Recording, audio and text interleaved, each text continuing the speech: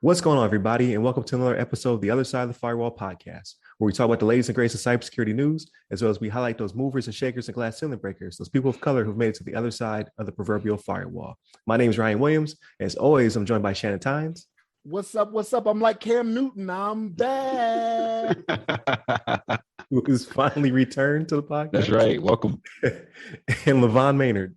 Hey, welcome to the show. There it is. So another action-packed week. So make sure you're tuning in Monday through Friday. We have an episode every single day. Monday and Tuesday are our topics. Wednesday's discussion. Thursday is Ask Us SP. And then Friday is everything else but cyber. So please like, share, subscribe. But without further ado, I give it to Shannon. Nope. I lied. I give it to LaVon. It's a terrible morning, people. From Shannon, real quick. Who's producing this? He's the producer. He's doing a terrible job this morning. It's all good, though. It's all good. Let's Shannon ease back into the fold of things. So we've got an article here today. This is from Bleeping Computer by Lawrence Abrams. This is IKEA's email system is hit by an ongoing cyber attack. And basically, right now, IKEA is battling an ongoing cyber attack where threat actors are targeting employees' internal phishing attacks using stolen reply chain emails.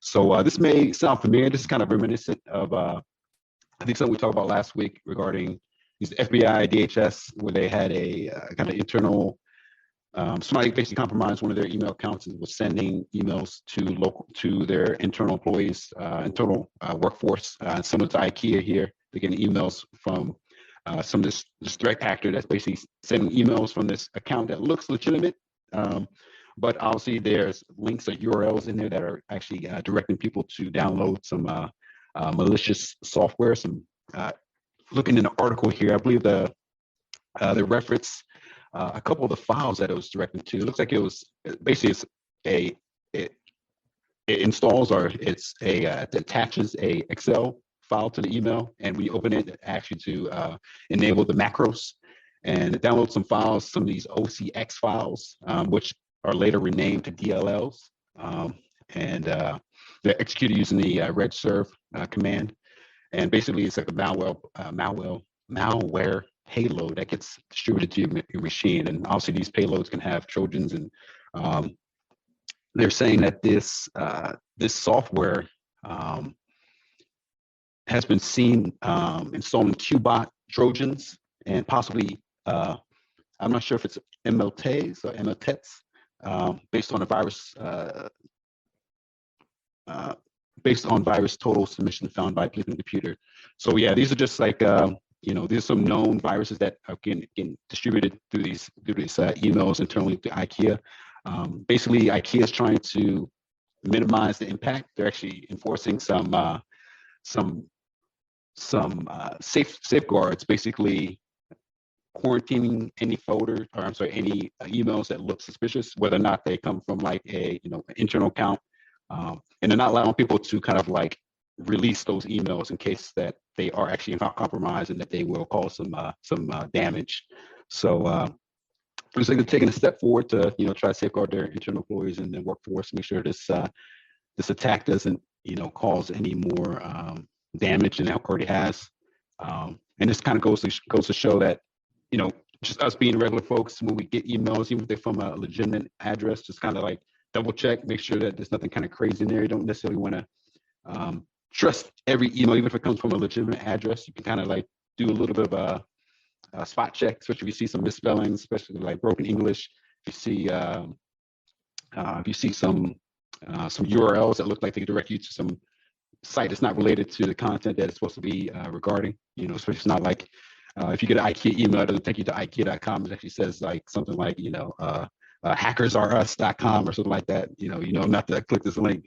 If you just hover your cursor over the top of the link, it kind of normally reveals the contents. So it can help you safeguard that from that direction. But with that, I think it's a pretty good article. It's I got some good information, talk about the exploit and talk about how they responded to it and some of the safeguards and things like that. But I think it's a good that IKEA is kind of following up and letting people know about what's going on with their internal operations. But with that, Ryan, do you have some thoughts on this?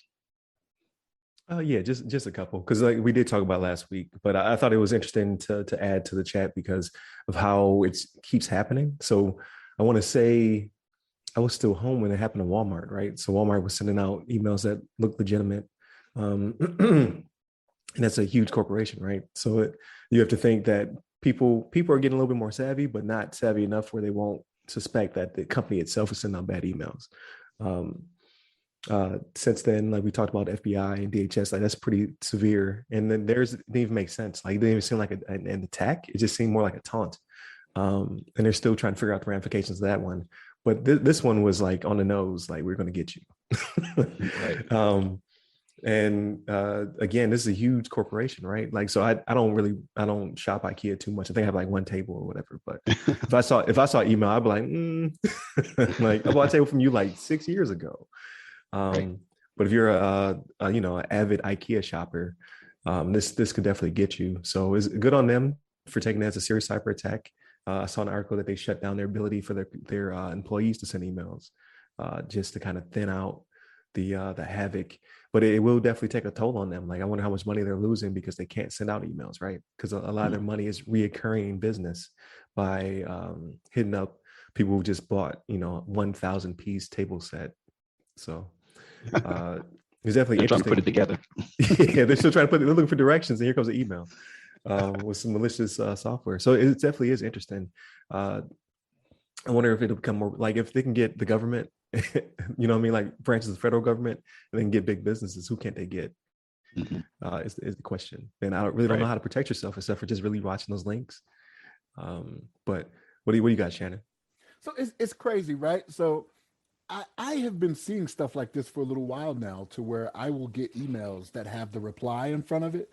And I'm like, I never sent anything to you, right? So automatically move the junk and then delete you, right? Like I've been seeing this for a few months now. I'm like, yeah, Right. nah, I already know the game on that. But something that seems like it would have stopped this, right? So like something we've talked about in the past, something that's out there it may cost IKEA a little bit of money, but it can cause them, it'll have them avoid the situation, is implementing PKI when it comes to their email, right? Throw some digital signatures on there, right? And then what do you got? You got non-repudiation, right? They wouldn't be able to do something like this because the sender would have to be verified on who it came from, right? So if you don't see a proper certificate, or you see a proper symbol or anything saying, hey, this person is legit, you know what I mean? Then it's one of those things where you don't trust it. But so as I read through this, I was like I said, I've been seeing it for months, but I was like, yeah, mine is kind of the same way though, Ryan. Like I had one, it came from, I think it was Everlast. Like I haven't ordered boxing equipment in years, right? And I was like, I was like, I know I ain't sent you guys nothing recently. It's like the kid ain't boxed in a while. You know what I mean? Like, Right. it's been a minute. You know what I'm saying? Like, you ain't for me. Move the junk, delete. You know what I mean? So Right. but yeah, no, it is good. Like you were saying though, Levon, it's good that IKEA like jumped on top of this, right? And was like, okay, let's do this here. And and here's the thing, they are losing money, right? Like it's a customer service based game when it comes to IKEA, right? They are selling, as I've heard. I've never purchased anything from IKEA myself, but as I've heard, their stuff is difficult to put together, and it might Thousands even, of pieces. yeah, it might even be in a different language. Like this ain't even in English. Like why is it Swedish? You know what I mean? Like what am I supposed to That's do right. with this? You know what I'm saying? So yeah, I mean, good on them though, right? Like they picked up on it, they did something about it. And again, like I've said it on the show, and we've had stories that allude to this in the past, right? It's the trust of your customer base, right? Like you got to keep it, the public trust. You got to keep that. Yeah. So if it So looks like you're important. doing the right thing, and you're taking care of it, getting ahead of the curve a little bit like you're supposed to, they'll come back to you. You know what I mean? But Right. yeah, Right. Exactly. it's good for them. Yeah. Yeah, definitely. So be on the lookout for at least the next week or so, right? And then if you are an avid IKEA shopper, definitely check in with them to see if they fix their situation before you start to answer emails from them. But I'll go ahead and land this plane. So thank you for tuning in. Thank you, Shannon. Thank you, Levon. It's good to have Shannon back on the That's podcast. right. If you're not watching, if you're listening, not watching, he's dancing over here. Definitely tune in Monday through Friday. Hit that like, share, and subscribe, and all that good stuff. And hit up the website, www.theothersideofthefirewall.com, to get to our socials. You can hit me up personally. I'm at RY Security Guy. That's RYRY Security Guy in Levon. Hit me up on the Twitters at Levon Maynard. There it is. Stay safe, stay secure. Just take care.